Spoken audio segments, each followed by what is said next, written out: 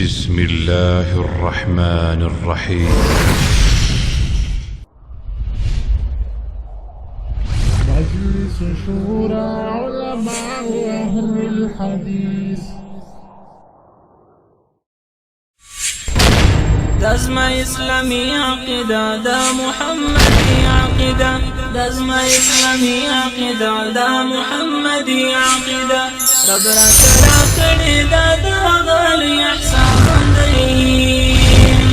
دزم اسلامي عقيدة دا محمدي عقيدة، دزم اسلامي عقيدة دا محمدي عقيدة.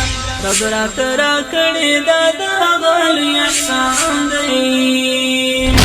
دا د نوح موسی نبی، هم ادریس عیسی نبی، هم خلیل الله نبی، هم ذبیح الله نبی. دغه عقیده لرل زموږ رسول الله نبی، دغه عقیده لرل زموږ رسول الله نبی. هر یو مسلمان هم په دې لاره ور روان دی.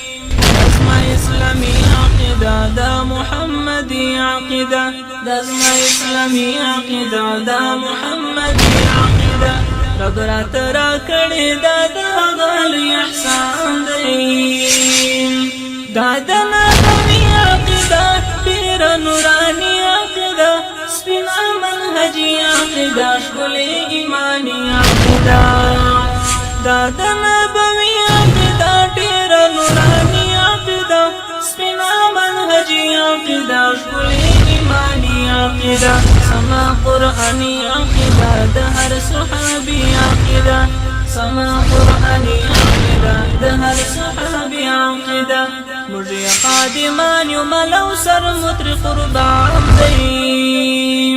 دزم اسلامی عقیدہ دا محمدی عقیدہ، دزم اسلامی عقیدہ دا